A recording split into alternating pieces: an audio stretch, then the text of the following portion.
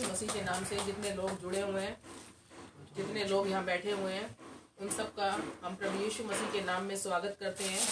और जितनी भी बातें जो उभरती हैं, जो शैतान की ओर से आती हैं, वो यीशु मसीह के नाम से मृतक हैं। हर एक गड़बड़ी को, हर एक डिस्टर्बेंस को हम यीशु के नाम में डेड कर देते हैं। आइए हम परमेश्वर के पवित्र वचन में चलेंगे और उससे पहले हम प्रार्थना करेंगे। प्यारे पिता, सर्वशक्तिमान, सारी सृष्टि को बनाने वाले, आकाश और पृथ्वी की रचना करने वाले सत्यनिष्ठ पिता, हम आपका करोड़ों बार धन्यवाद करते हैं प्रभु, आज के इस सुंदर दिन के लिए, सुंदर समय के लिए, सुंदर सहभागिता के लिए। प्रभु, आपका पवित्र आत्मा जो वचन की रोटी को लेकर आ रहा है, उसके द्वारा वे आपके बेटे बेटियों से और मुझसे बात करें। प्रभु, इस समय जितने लोग लाइव में जुड़े हुए, जितने लोग बाद में देखेंगे, जितने लोग यहाँ पर बैठे हुए हैं, उन सब से प्रभु तेरा वचन बातें करे। हर एक के जीवन को बदल डालिए, हर एक की सोचों को बदल डालिए, हर एक के हठी मन को बदल डालिए, हर एक की समझ की आंखों को खोल दीजिए, हर एक की मन की आंखों को ज्योति में कीजिए। प्रभु, तेरा वचन हर एक के जीवन से अंधकार को मिटाकर ज्योति की तरफ लेकर आए। हर एक के हृदय की उपजाऊ भूमि में ये वचन जड़ पकड़ने वाला बने। प्रभु, कोई भी भरमाया ना जाए। प्रभु, इस अंतिम समय के अंदर कोई भी तेरे विश्वास से दूर न जाने पाए, तेरी वचन से दूर न जाने पाए, तेरे कामों से दूर न जाने पाए। प्रभु, तेरा पवित्र आत्मा हर एक को विश्वास में मजबूत बनाए, हर एक के जीवन के ऊपर अपना नियंत्रण ले। धन्यवाद पवित्र आत्मा पिता, हमारी इस प्रार्थना को सुनने के लिए, यीशु मसीह नासरी के नाम में, आमीन।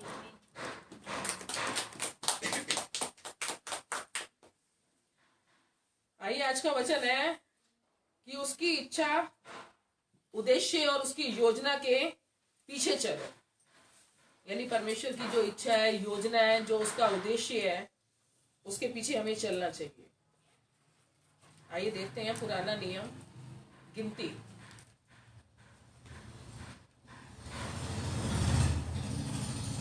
गिनती 20:11, पेज नंबर 190, 190।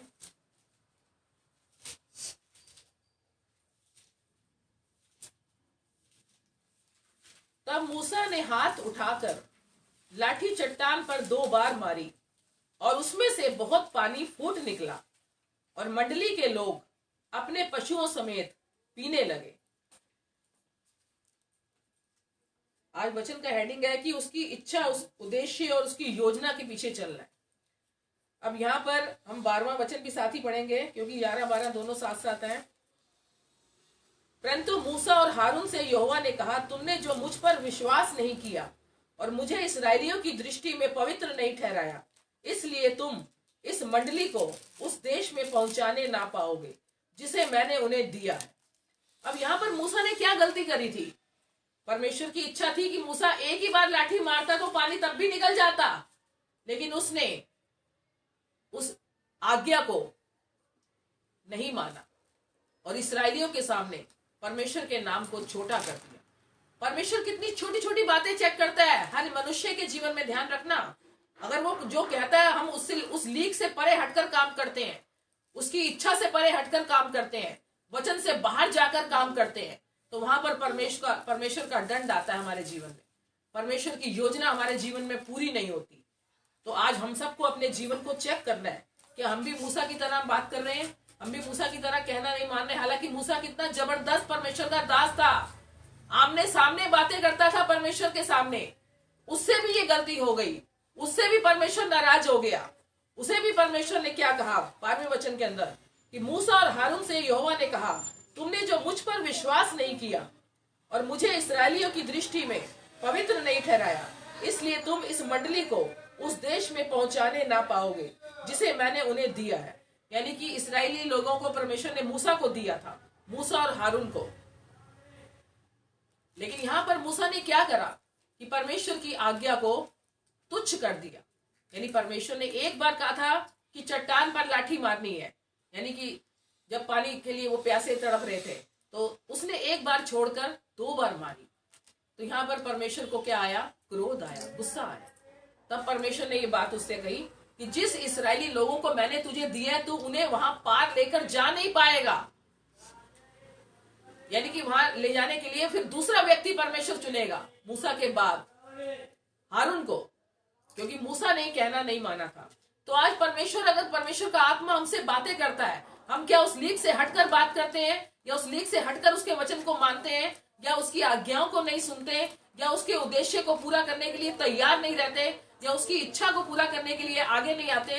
तो इसलिए हमें अपने जीवन को चेक करना है कि कहीं हमारे जीवन में भी तो ऐसी कोई बात नहीं घट रही है, कोई ऐसी बात तो नहीं हो रही है। हम परमेश्वर की आवाज को सुन भी रहे हैं या नहीं सुन रहे हैं। अगर सुन रहे हैं तो क्या उसी आवाज पर चल रहे हैं या नहीं चल रहे हैं। क्या हम भी मूसा की तरह अपनी मनमानी से चल रहे हैं। तो इसलिए हमें अपनी इच्छा, अपना मन, अपना उद्देश्य, अपनी योजना को आगे नहीं रखना। हमें परमेश्वर की योजना को आगे रखना है, परमेश्वर की इच्छा को आगे रखना है। परमेश्वर का उद्देश्य क्या है उसके बेटे बेटियों के जीवन के लिए, हमें उसको सुनना है, उसके साथ चलना है। अगर हम अपनी मर्जी कर रहे हैं तो हम परमेश्वर की आज्ञा पे नहीं चल रहे, परमेश्वर के किसी वचन के साथ नहीं चल रहे, क्योंकि हम अपनी मनमानी कर रहे हैं, हम अपनी समझ का सहारा ले रहे हैं, अपनी बुद्धि के अनुसार चलाए जा रहे हैं। तो इसलिए हम परमेश्वर की आत्मा की आवाज को सुनकर उसके अनुसार चलने वाले बने। आइए आगे देखते हैं उत्पत्ति, और पीछे आ जाओ, उत्पत्ति 4:7।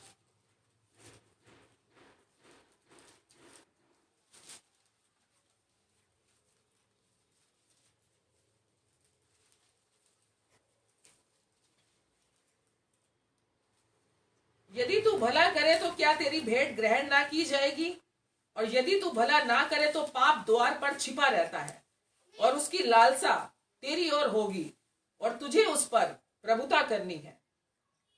ये बात किसके लिए आई थी? कैन के लिए। कैन और हाबिल दोनों भाई थे। कैन ने अपने भाई को क्या करा? घात कर दिया, मार दिया। आज भाई भाई के अंदर एक दूसरे के लिए कड़वाहट होती है, रिश्तों में कड़वाहट होती है, लेकिन परमेश्वर का वचन इन चीजों से बहुत ऊंचे पे है।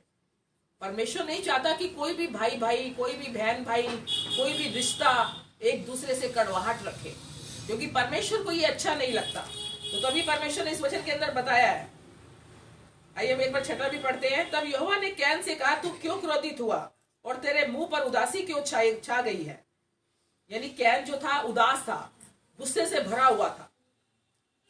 क्यों ऐसा था? क्योंकि उसने अपने भाई को घात कर दिया था, मार दिया था, उसकी हत्या कर दी। तभी परमेश्वर ने ये बात उसे कही है कि यदि तू भला करे, अगर तू अच्छे काम करे, तो क्या मैं तेरी भेंट को ग्रहण नहीं करूंगा? कई बार हम गलत काम करने के बाद परमेश्वर को भेंट चढ़ाने आते हैं परमेश्वर के भवन में, लेकिन क्या परमेश्वर जानता नहीं है कि हम किस मनसा से आए हैं? हम क्या क्या कामों को कर कर प्रभु की भेंट चढ़ाने आए हैं। आज परमेश्वर उसी की भेंट को ग्रहण करता है जो मन से साफ होता है, जो मन से भला होता है, जो किसी के लिए बुरा नहीं सोचता, किसी के लिए गलत काम नहीं करता, किसी के लिए अपने अंदर कड़वाहट नहीं रखता, किसी के लिए भी क्रोध अपने अंदर नहीं रखता, किसी को मार डालने वाली डहा उसके अंदर नहीं होती। परमेश्वर इन सारी बातों से क्या करता है? नफरत करता है। तो इसलिए परमेश्वर ने कैन से ये बात कही कि अगर तू अच्छे काम करे, भला काम करे, तो क्या मैं तेरी भेंट को ग्रहण नहीं करूंगा? क्या तेरी भेंट ग्रहण नहीं की जाएगी? और यदि तू भला ना करे तो पाप द्वार पर छिपा है। अगर हम परमेश्वर के भवन में आते हैं, हमारे अंदर किसी के लिए कड़वाहट चल रही है, तो पहले उसे क्षमा करो, पहले उसे माफ करो, क्योंकि परमेश्वर हमारी भेंट को ग्रहण नहीं करेगा। ये ध्यान रख लेना। चाहे तुम जितना भी दिखावा कर लो, जितनी भी भेंटें प्रभु को चढ़ा लो, तुम्हारे अंदर किसी के लिए अगर कड़वाहट चल रही है तो उसको पहले क्षमा करके आओ, उस कड़वाहट को अपने अंदर से निकालो। कैन ने ऐसा नहीं किया था। कैन अपने भाई को घात करने के बाद प्रभु को भेंट चढ़ाने आया था। तो क्या परमेश्वर मनों का राजा नहीं है? वो जानता नहीं है कि कोई भी बेटा या बेटी उसके पास जब आते हैं तो वो किस मनसा से आते हैं, किस इच्छा से आते हैं, किस योजना को लेकर आते हैं, क्या उनके अंदर चल रहा होता है? परमेश्वर मनों का राजा है, ध्यान रख लेना। वो आत्मा का प्रभु है, वो आत्मा के द्वारा भेंट ग्रहण स्वीकार करता है। उसे हमारे शरीर के कामों से कोई लेना देना नहीं है।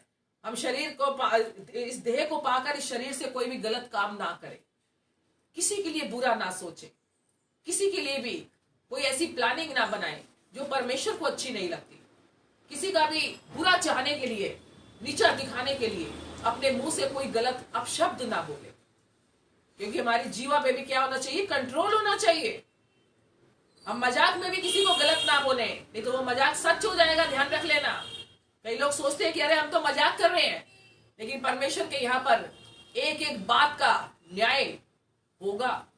जो हम आज कर रहे हैं अपने मुंह से, जो हम किसी के साथ कर रहे हैं, जो किसी के लिए कड़वाहट रखकर अब जी रहे हैं, तो इसलिए अगर हम परमेश्वर के भवन में आते हैं, परमेश्वर को भेंट चढ़ाते हैं, तो अपने अंदर पहले चेक कर लो, अपने जीवन को चेक कर लो, कहीं मैं किसी से नाराज तो नहीं हूँ, अपने माँ बाप से नाराज तो नहीं हूँ, अपने बहन भाई से नाराज तो नहीं हूँ, किसी के लिए कड़वाहट तो अपने अंदर नहीं रखी हुई है, किसी के लिए बुरी योजना तो मैं नहीं बना रहा, किसी को नीचा तो नहीं दिखा रहा।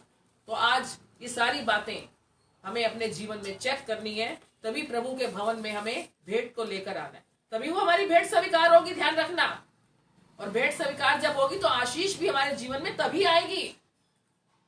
और अगर भेंट स्वीकार नहीं होगी, तुम जितना मर्जी परमेश्वर के राज्य में बीज बोते रहो, भेंट देते रहो, और अगर तुम्हारे मन में किसी के लिए डहा है, नफरत है, कड़वाहट है, तो वो भेंट तुम्हारी स्वीकार नहीं होगी। फिर मत कहना कि प्रभु मुझे तू आशीष क्यों नहीं दे रहा, मेरे जीवन में आशीष क्यों नहीं आ रही, मेरे काम में बरकत क्यों नहीं आ रही, मेरे घर के अंदर शांति क्यों नहीं आ रही।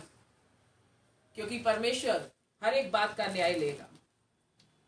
और आगे बता रहा है, और यदि तू भला ना करे तो पाप द्वार पर छिपा है। यदि अगर हम किसी के लिए बुरा सोचते हैं, किसी के लिए कड़वाहट रखते हैं, किसी के लिए बुरी प्लानिंग बनाते हैं, तो द्वार पर क्या छिपा हुआ है? पाप। जैसे ही हम एंटर करके बाहर निकलेंगे, वो पाप हमारे ऊपर हावी हो जाएगा, यानी शैतान का पासा हमें जकड़ लेगा, हम शैतान के पासे में फंस जाएंगे, क्योंकि हमारे अंदर बुरी सोच चल रही है, बदला लेने की भावना चल रही है, किसी को नीचा दिखाने की भावना चल रही है, किसी के साथ गलत काम करने की भावना चल रही है। तो आज अपने इस शरीर से, इस देह से कोई भी ऐसी काम मत करो। अभी बाइबल स्टडी के दौरान भी मैंने कुछ बातें समझाई थी वचनों के अंदर, कि परमेश्वर हमारे शरीर के द्वारा कोई भी गलत काम नहीं चाहता। हम अपनी आंखों से कोई गलत चीज ना देखें, अपने कानों से कोई गलत बात ना सुने, अपने हाथों को उतावली ना करें पाप करने के लिए, अपने कदमों को तैयार ना करें किसी गलत काम को करने के लिए, हमारे दिमाग में कोई गलत सोच ना आए। यानी अपने शरीर को परमेश्वर के ऊपर न्यौछावर कर दो, एक पवित्र समर्पण करो, क्योंकि हमारा परमेश्वर क्या है? पवित्र है। और अगर हम गलत काम करेंगे तो पाप द्वार पर छिपा हुआ है, और उसकी लालसा तेरी ओर होगी, यानी वो पाप हमें आकर्षित करेगा। लालसा यानी वो हमारे को भरमाएगा, हमारे जीवन में उसका आकर्षण अपनी ओर खींचेगा वो, और तुझे उस पर प्रभुता करनी है। लेकिन हमें उस पर क्या करनी है? प्रभुता करनी है। पाप को प्रभुता अपने ऊपर करने नहीं देनी, हमें उसके ऊपर प्रभुता करनी है। आज पाप को अपने पांव के नीचे रखो, हर गलत सोच को अपने पैर के नीचे रखो, हर गलत प्लानिंग को अपने पांव के नीचे रखो। कोई भी ऐसा काम हमें नहीं करना, क्योंकि परमेश्वर को ये सब अच्छा नहीं लगता। तो जितने भी लोग परमेश्वर के भवन में भेंट चढ़ाते हैं, वो अपने अंदर पहले एक बार चेक कर ले, अपने दिमाग में सोच ले, अपने मन को चेक कर ले कि मैं किसी के साथ गलत तो नहीं कर रहा, किसी के साथ बदले की भावना तो नहीं रखी हुई मैंने, किसी को नीचा तो नहीं दिखा रहा, किसी का हक तो नहीं मार रहा, किसी गरीब का हक तो नहीं मार रहा, किसी अनाथ और विधवा के साथ अन्याय तो नहीं कर रहा। तो इसलिए परमेश्वर को ये बातें अच्छी नहीं लगती। हमें इन बातों से अपने आप को क्या करना है? बचाना है। यूहन्ना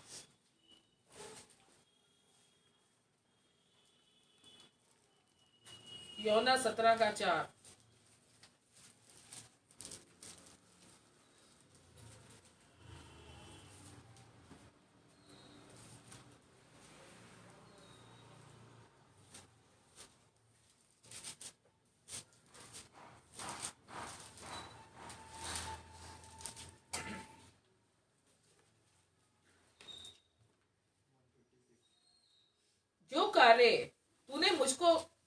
जो कार्य तूने मुझे करने को दिया था, उसे पूरा करने में मैंने पृथ्वी पर तेरी महिमा की है। ये बातें कौन कह रहा है? प्रभु यीशु मसीह कह रहे हैं अपने पिता से कि जो कार्य तूने मुझे करने के लिए दिया था इस पृथ्वी पर, उस कार्य को कर कर मैं तेरी महिमा कर रहा हूं। क्या आज हम परमेश्वर के वचन को ग्रहण करके, परमेश्वर को स्वीकार करके, परमेश्वर को अपना उद्धारकर्ता मान के हम वो काम कर रहे हैं जिसमें प्रभु की महिमा हो? अरे हमें तो टाइम ही नहीं मिलता, हमें प्रभु तेरी संगति में आने के लिए टाइम ही नहीं है, प्रभु तेरे कामों को करने के लिए टाइम नहीं है। ये समय पता है कौन सा चल रहा है? जब जल प्रलय आया था तो नूह भी उस समय बोलता था कि मन फिराओ, स्वर्ग का राज्य निकट आ रहा है। बहुत सारी ऐसे प्रचार उस समय भी हो रहे थे, और आज भी ये वो समय चल रहा है। अंतिम युग में चल रहे हैं हम लोग, ये ध्यान रखना। अगर हम अपने परमेश्वर की महिमा को नहीं कर रहे, परमेश्वर के कामों को नहीं कर रहे, तो हमारे साथ भी हिसाब लिया जाएगा। हम खा रहे हैं, पी रहे हैं, एंजॉय कर रहे हैं। जब तक नूह जहाज में नहीं चढ़ा था तब तक भी लोग खाते थे, पीते थे, शादी ब्याह होते थे, हर एक एंजॉय होता था। लेकिन जब जल प्रलय आया तो सबको बहा कर ले गया, क्योंकि वो लोग उसकी बातों को नहीं सुन रहे थे। लोग नूह के प्रचार को की तरफ कान नहीं लगा रहे थे। आज जब हम परमेश्वर का वचन जहां पर भी सुनते हैं, उसे अपने जीवन में ग्रहण करें। हम दो नाव वाला ना चले, क्योंकि बाइबल का वचन कहता है कि तुम परमेश्वर और धन दोनों की सेवा एक साथ नहीं कर सकते। धन यानी संसार का झूठा आकर्षण, संसार की बातें जो नाश होने वाली है, तो उससे हमें अपने आप को क्या करना है? बचाना है। इसलिए प्रभु का वचन यहाँ बता रहा है कि यीशु मसीह अपने पिता से कह रहे हैं, जो कार्य तूने मुझे करने को दिया था उसे पूरा करके मैंने पृथ्वी पर तेरी महिमा की है। क्या आज हम ये कॉन्फिडेंस से कह सकते हैं, प्रभु जो कार्य तूने मुझे करने के लिए दिया है, जिस चीज के लिए तूने मुझे चुना है, जिस चीज के लिए तूने मुझे नियुक्त करा है, क्या मैं वो आत्मा के फल प्रभु ला रही हूँ, वो काम कर रही हूँ? उन वचनों पर हम चल रहे हैं, दूसरों को सुसमाचार दे रहे हैं, दूसरों के लिए दुआ कर रहे हैं, अन्य भाषा में प्रार्थना कर रहे हैं? अगर हम नहीं कर रहे तो हमारे पे शर्म है, बहुत बड़ी शर्म है, हाय हम पर। तो इसलिए हम परमेश्वर के कामों को दिन ही दिन में कर लें, नहीं तो वो रात आ जाएगी। परमेश्वर का आगमन कब होगा किसी को भी नहीं मालूम, लेकिन हम उस पीरियड के अंदर अब चल रहे हैं। इस पीरियड का टाइम 1 साल है, 2 साल है, 3 साल है, 4 साल है, ज्यादा से ज्यादा 9 या 10 साल बोला हुआ है। पता है तुम्हें? ज्यादा से ज्यादा, इससे ज्यादा नहीं बोला हुआ। तो आज कोई भी बहन भाई जिस भी उम्र में है, जिस भी स्टेज में है, वो परमेश्वर के साथ चलना शुरू कर दे, परमेश्वर को अपना मुक्तिदाता मान ले, परमेश्वर को अपने जीवन में ग्रहण कर ले। क्योंकि हमारी आत्मा अगर नाश हो गई तो फिर हम कुछ नहीं कर सकते। अपनी आत्मा को बचाना है परमेश्वर के कामों को करके, क्योंकि परमेश्वर हमसे हिसाब मांगेगा कि तूने मेरी आत्मा पाकर क्या किया है इस जगत, किसी को बताया क्यों नहीं, किसी के जीवन में कार्य क्यों नहीं करा, किसी को परमेश्वर के राज्य में लेकर क्यों नहीं आए। तो परमेश्वर हमसे हिसाब मांगेगा, ध्यान रखना। तो इसलिए हम बेफिक्र होकर ना रहें। आइए आगे देखते हैं। पहला शमूएल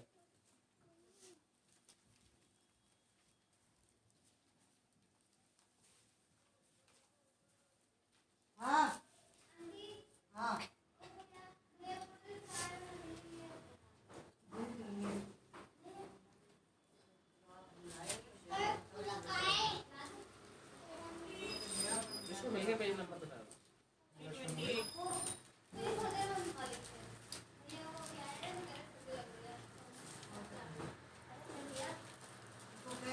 पहला शमूएल 15 का 22।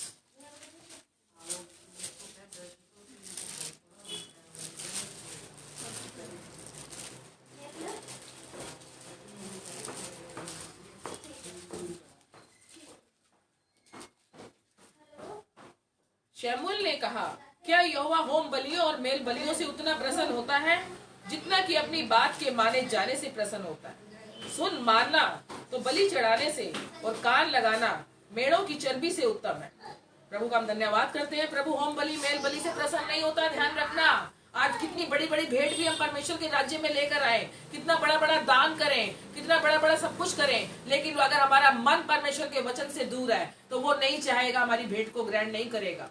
वो हमारी कोई भी भेंट, दशमांश, बीज ग्रहण नहीं करेगा, क्योंकि हमारा मन कहाँ है? परमेश्वर के वचन से दूर है। लेकिन वो अपनी आज्ञा को, अब हम उसकी आज्ञा को नहीं मान रहे, हम उसके कामों को पूरा नहीं कर रहे, अगर हम उसकी आज्ञा तोड़ रहे हैं तो क्या हमारी भेंट ग्रहण स्वीकार होगी? कितने बड़े बड़े मेल, पहले के पुराने नियम के अंदर लोग होम बलि मेल बलि चढ़ाते थे, लेकिन परमेश्वर उससे प्रसन्न नहीं होता था, क्योंकि वो पाप भी करते थे, गलत काम करते थे। एक तरफ तुम पाप कर रहे हो और एक तरफ तुम मेल बलि चढ़ा रहे हो, तो क्या परमेश्वर वो भेंट ग्रहण करेगा?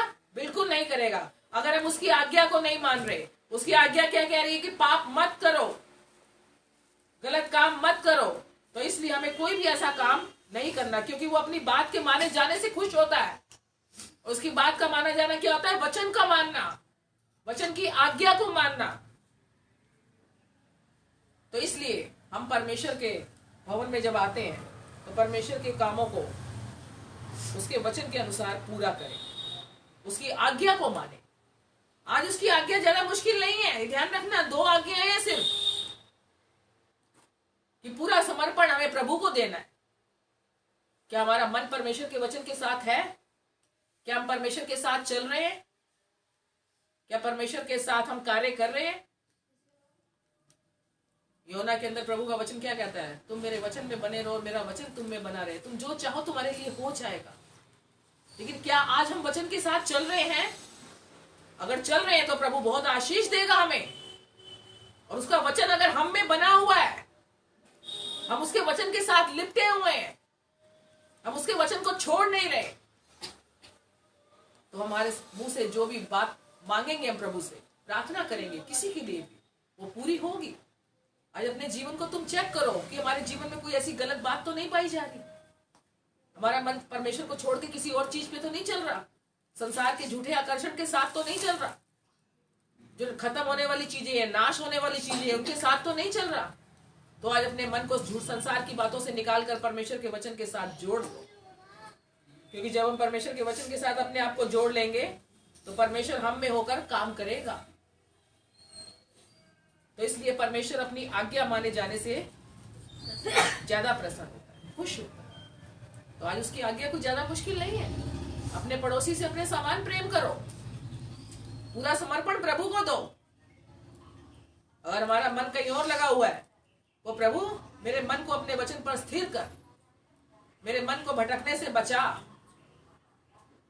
मेरे जीवन में झूठे आकर्षण को निकाल, क्योंकि संसार की जितनी बातें नजर आ रही है वो नाश होने वाली है। ध्यान रखना, उन चीजों में अपने मन को मत लगाओ। आज लोग बड़ी मेहनत कर रहे हैं, पूरा परिश्रम कर रहे हैं धन कमाने में, लेकिन क्या वो धन साथ जाएगा? इसी पृथ्वी पर सिर्फ उसकी जरूरत है, ध्यान रखना। तो क्या हम परमेश्वर के साथ रहकर परमेश्वर की सेवा करने के बाद भी क्या धन नहीं कमा सकते? पहला स्थान हमें प्रभु को देना है, पहली प्रायोरिटी प्रभु को देनी है। और हम परमेश्वर के साथ अगर चल रहे हैं तो सारी बातें अपने आप हमारे पीछे आएंगी, हमें उनके पीछे नहीं जाना पड़ेगा। तो इसलिए हमारे जीवन में इन बातों का ध्यान रखना बहुत जरूरी है। अपने जीवन को हर पल चेक करते रहो, कहीं मेरे जीवन से कोई गलती तो नहीं हो रही, कहीं मेरे जीवन से कोई बुरा भला तो मैं किसी को नहीं बोल रही, इसी जुबान से प्रभु मैं तेरा धन्यवाद कर रही हूँ, इसी जुबान से किसी को गाली तो नहीं दे रही, किसी के लिए कड़वाहट तो नहीं सोच रही अपने मुंह से, मेरे अंदर कोई जेलसी तो नहीं चल रही किसी के लिए। तो अपने जीवन को हर घड़ी हमें क्या करना है? चेक करना है। आइए आगे देखते हैं रोमियो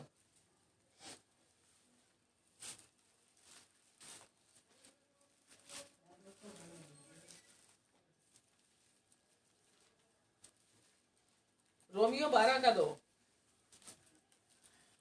इस संसार के सदृश ना बनो, परंतु तुम्हारे मन के नए हो जाने से तुम्हारा चाल चलन भी बदलता जाए, जिससे तुम परमेश्वर की भली और भावती और सिद्ध इच्छा अनुभव से मालूम करते रहो। अगर हम परमेश्वर के वचन के साथ चल रहे तो हमारा उठना बैठना बदल जाएगा। ध्यान रखना, हम मसीह में आने से पहले कैसे थे? हर कोई अपने जीवन को जानता होगा। प्रभु यीशु मसीह को ग्रहण करने से पहले हमारा जीवन कैसा था? हम लड़ाई झगड़ा करते थे, निंदा चुगली करते थे, 1 की 2, 2 की 4 करते थे, 1 थप्पड़ खाने के बाद 2 थप्पड़ मारते थे, हर एक कड़वाहट को अपने अंदर रखते थे। लेकिन आज प्रभु का वचन हमें क्या कह रहा है? कि संसार के सदृश नहीं बनना। हमने प्रभु के वचन को अपने मन में क्या करा? रिसीव करा, ग्रहण करा। वो वचन हमारे अंदर आके हमारे अंदर से गंदगी को निकालता है, उस अंधकार को निकालता है, अंधकार की बातों को निकालता है, हर एक लालच को निकालता है, हर एक निंदा चुगली को निकालता है, हर एक बुराई को निकालता है, हर एक व्यभिचार को निकालता है, किसी को गलत नजर से देखना ये निकालता है। इसलिए प्रभु का वचन बता रहा है कि संसार के सदृश ना बनो, परंतु तुम्हारे मन के नए हो जाने से तुम्हारा चाल चलन भी बदलता जाए। तुम अपने जीवन को चेक कर सकते हैं, अरे मैं पहले कैसे थी और अब कैसी, चेंज हुआ नहीं हुआ? प्रभु तेरा धन्यवाद कि तू मुझे बदलता जा रहा है। हर कोई बहन भाई, हर कोई बेटा बेटी अपने जीवन को चेक करे कि हमारा जीवन पहले जैसा तो नहीं है। अगर हम आज भी पहले जैसे जीवन के साथ चल रहे हैं तो हमारा प्रभु में आने का क्या फायदा? हम अपने आप को धोखा दे रहे हैं। तो इसलिए जो परमेश्वर के साथ चल रहा है उसका बदलना बहुत जरूरी है। एक दूसरे से व्यवहार करना, बदलना बहुत जरूरी है। एक दूसरे के साथ प्रेम से बात करना बहुत जरूरी है। अपने अंदर किसी के लिए कड़वाहट मत रखो। किसी ने तुम्हें कुछ कह दिया तो कोई नहीं, प्रभु तुम्हें आशीष दे, बदला मत लो उससे। बदला लेना परमेश्वर का काम है, ध्यान रखना, तुम्हारा काम नहीं है। क्या हमारे अंदर इतनी पेशेंस नहीं है कि हम उसको बर्दाश्त कर सके, किसी की कड़वाहट को, किसी के ताने को? अगर हमारे अंदर पेशेंस नहीं है तो इसका मतलब हम परमेश्वर के साथ नहीं चल रहे। परमेश्वर की वो दयालुता, वो सहनशीलता, वो संयम हमारे अंदर काम नहीं कर रहा। अगर अभी भी हम तपाक से किसी को जवाब दे देते हैं, चाहे वो छोटा है या बड़ा है, तो हम परमेश्वर के बेटे बेटियां कहलाने के लायक नहीं है। ये ध्यान रख लेना। चाहे हम किसी भी रिश्ते से बात करें, चाहे वो छोटा हो चाहे बड़ा हो। तो इसलिए हमें अपने जीवन को बदलना बहुत जरूरी है। इससे हम क्या करेंगे? परमेश्वर की भली और भावती और सिद्ध इच्छा अनुभव से मालूम करते रहो। यानी अगर हम परमेश्वर के वचन के अनुसार चल रहे हैं, किसी को बुरा भला नहीं कह रहे, किसी के साथ गाली गलौच नहीं कर रहे, किसी को मार नहीं रहे, किसी से बदला नहीं ले रहे, किसी का हक नहीं मार रहे, क्योंकि हमें डर है परमेश्वर का। ये सब काम करने के बाद हम परमेश्वर की इच्छा के साथ चलने लग जाएंगे। ध्यान रखना, परमेश्वर हमारे लिए क्या चाहता है ये हमें पता चल जाएगा। परमेश्वर का आत्मा हमें बताएगा कि ये मेरी बेटी, परमेश्वर के लिए तेरी ये योजना है, परमेश्वर की इच्छा तेरे लिए ये है। परमेश्वर के स्वर्गदूत, परमेश्वर की आत्मा बातें करते हैं, ये ध्यान रखना। शायद एक बार मैंने बताया था कि परमेश्वर के स्वर्गदूत, पास्टर वीना ने भी बताया था कि इस पृथ्वी पर छोड़ दिए गए हैं। मालूम है आप लोगों को या नहीं मालूम? लेकिन क्यों छोड़ दिए गए हैं, क्या ये मालूम है आपको? कोई बता सकता है क्यों छोड़ दिए गए? आमीन। अच्छे स्वर्गदूत भी हैं और बुरे भी हैं, ये ध्यान रखना। किसी भी मनुष्य के रूप में आकर, किसी भी दोस्त के रूप में आकर, किसी भी बहन भाई के रिश्ते में आकर, पड़ोसी के रूप में आकर, जो बुरे स्वर्गदूत हैं, जो शैतान के द्वारा भेजे गए हैं, वो तुम्हारे जीवन में कब काम कर जाएंगे तुम्हें पता नहीं चलेगा। आज नॉन बिलीवर्स के साथ हम शादी के रिश्तों को ना जोड़ें, किसी भी अन्य जाति के लड़के लड़कियों के साथ अपने टच में ना रहें, किसी अन्य जाति के लड़के लड़कियों को अपना दोस्त ना बनाएं, किसी को अपना फ्रेंड सर्कल में ना लें, क्योंकि वो उससे तुम्हें क्या करेगा? बहकाना शुरू कर देगा। तुम कहोगे अरे नहीं, मेरा ये दोस्त तो बहुत अच्छा है। वो अच्छा ही तुम्हें क्यों लग रहा है? क्योंकि उसके द्वारा शैतान के काम शुरू हो गए हैं।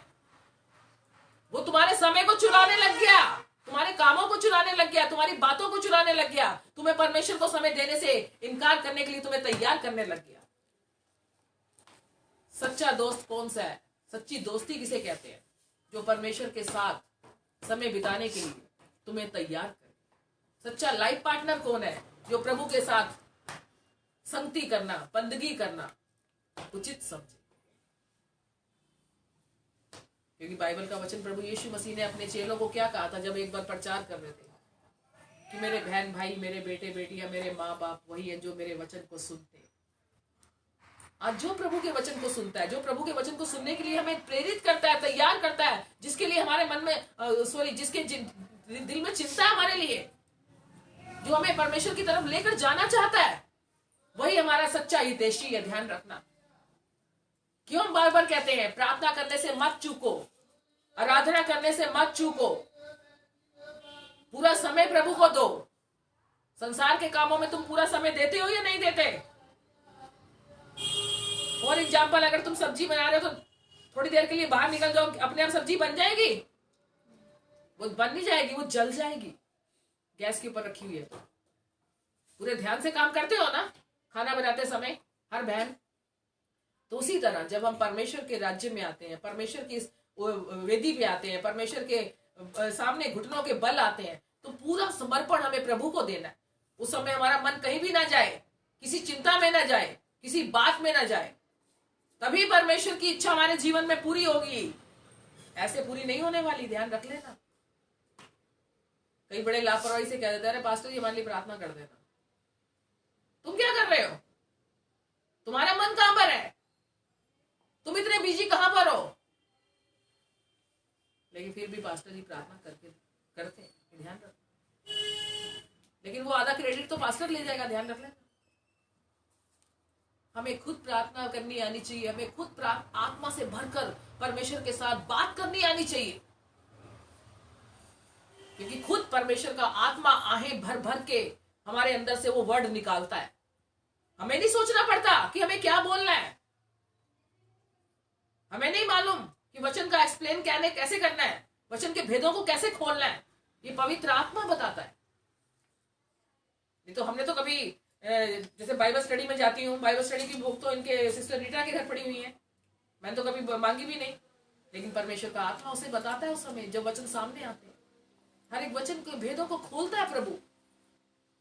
हमारे पास तो सिर्फ बाइबल है ना, लेकिन स्टडी बाइबल, जो बाइबल स्टडी जो होती है, उसके वचनों के बारे में प्रभु बताता है।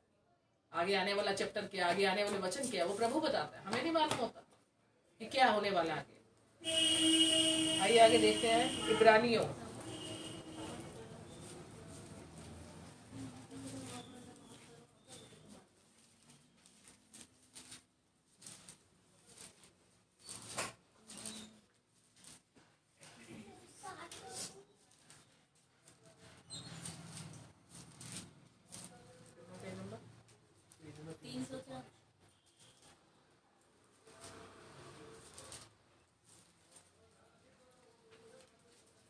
इब्रानियों 8:5।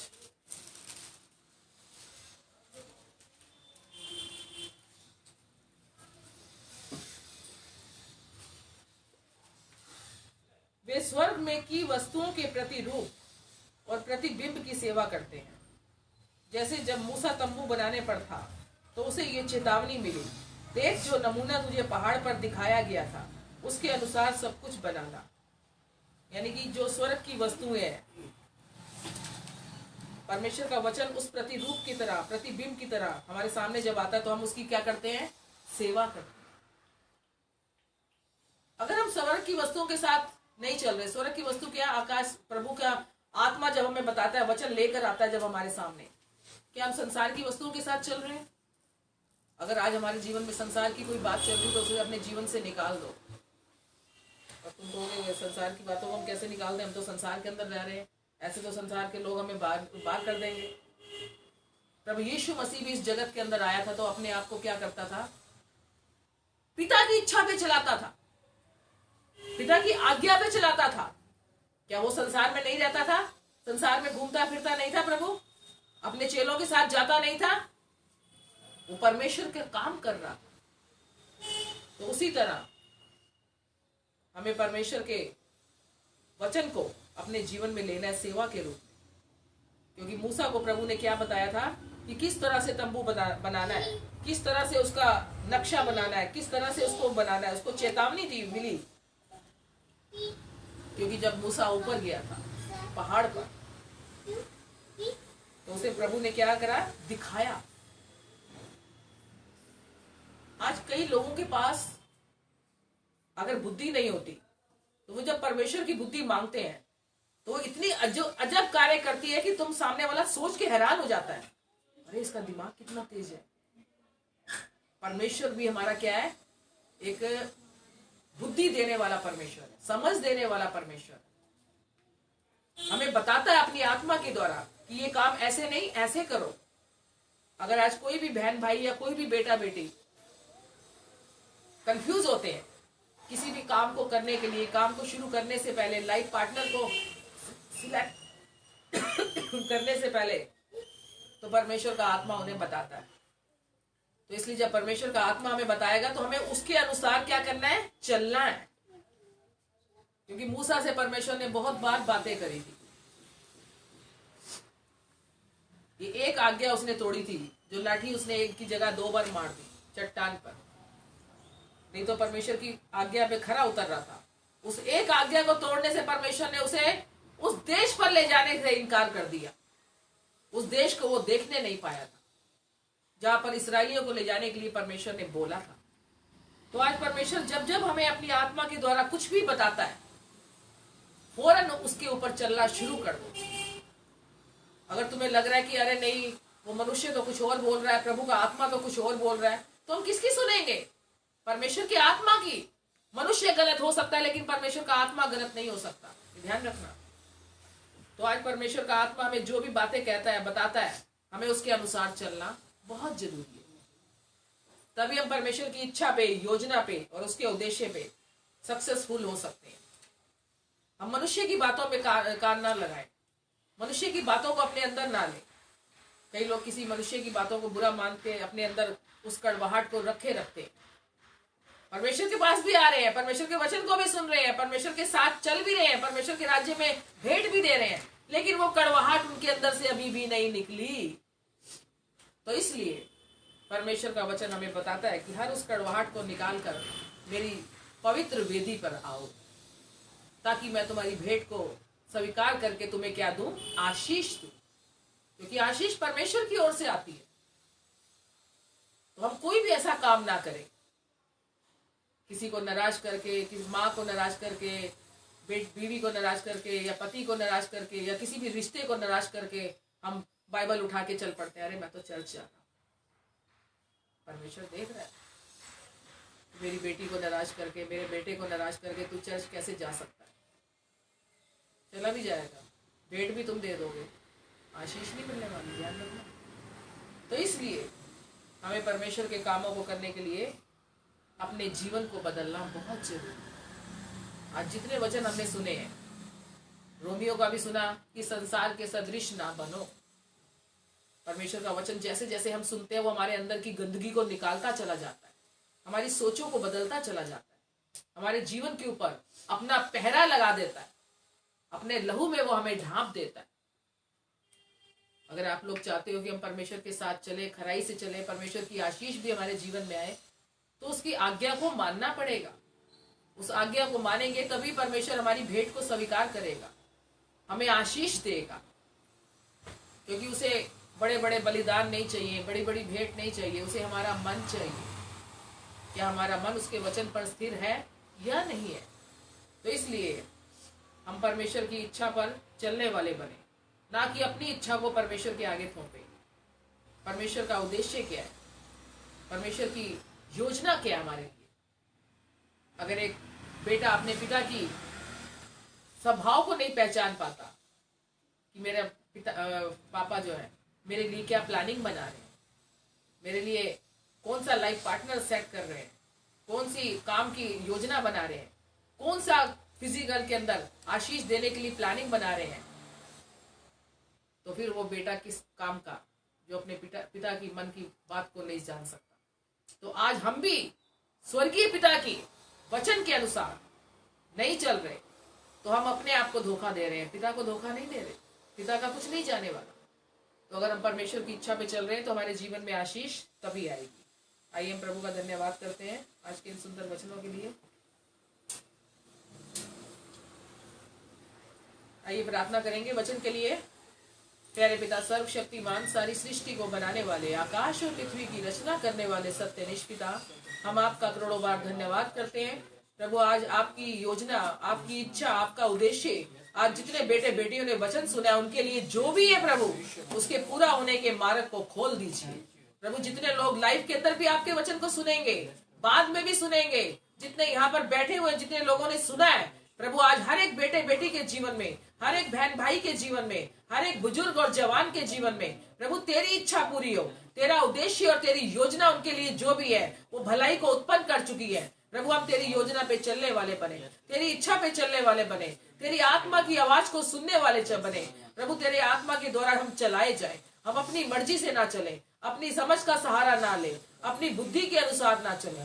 धन्यवाद पवित्र आत्मा पिता, आज के वचन के अनुसार अपने एक एक बेटे बेटी से बात करने के लिए, उनके जीवन को बदलने के लिए, उनकी सोचों को बदलने के लिए, उनके जीवन के ऊपर अपना नियंत्रण लेने के लिए, यीशु मसीह नासरी के नाम में, आमीन।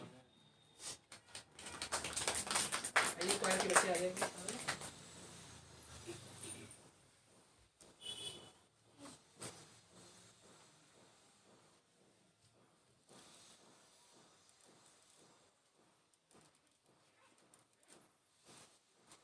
हालेलुया।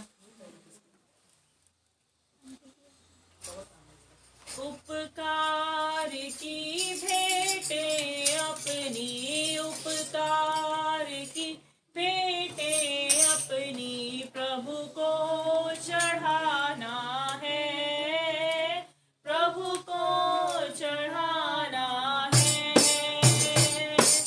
जो भी हमारा प्रभु का चारा, जो भी हमारा प्रभु का चारा, जिसका उसको देना है, जिसका उसको देना है। भंडारी हम प्रभु के जग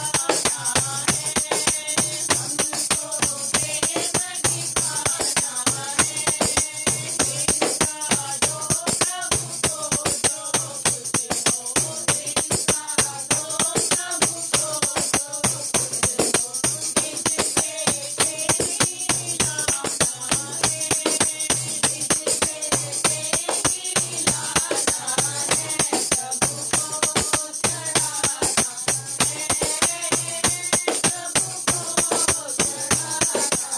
भंडारी हम प्रभु के जग में, रखवाली लौटाना है, रखवाली लौटाना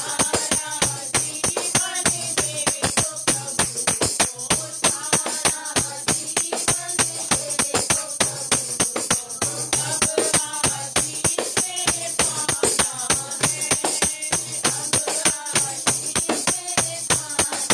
को चढ़ाना है,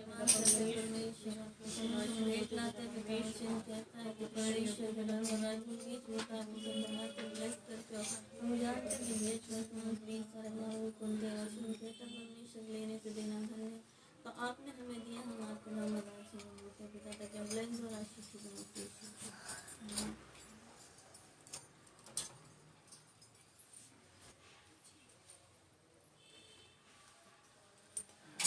आइए सब अपनी आंखें बंद करेंगे, अपने हाथों को ऑफरिंग की तरफ बढ़ाएंगे। जैसा कि हमने आज वचन सुना कि उसी की भेंट ग्रहण की जाएगी जो परमेश्वर की आज्ञा पे चलता है, परमेश्वर के वचन के अनुसार चलता है, परमेश्वर के वचन के अनुसार अपने जीवन को बनाता है।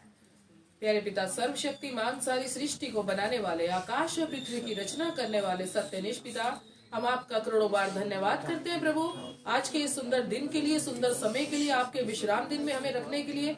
प्रभु मैं अपने आप को, अपनी कलीसिया को, अपने लोगों को और जितने लाइव में देख रहे हैं उन सब बहन भाइयों को, बेटे बेटियों को प्रभु मैं आपके हाथों में सौंप देती हूँ, जिन्होंने आप आज के वचन के बीज को बोया है। ये बीज उनके जीवन में प्रभु की इच्छा को, प्रभु की योजना और उद्देश्य को पूरा कर चुका है। प्रभु हर एक के बंधनों को खोल चुका है, हर एक की रुकावट को दूर कर चुका है, हर एक की हृदय की उपजाऊ भूमि में ये वचन जड़ पकड़ने वाला बन चुका है, हर एक की समझ को खोल चुका है, हर एक की मन की आंखों को ज्योति में कर चुका है।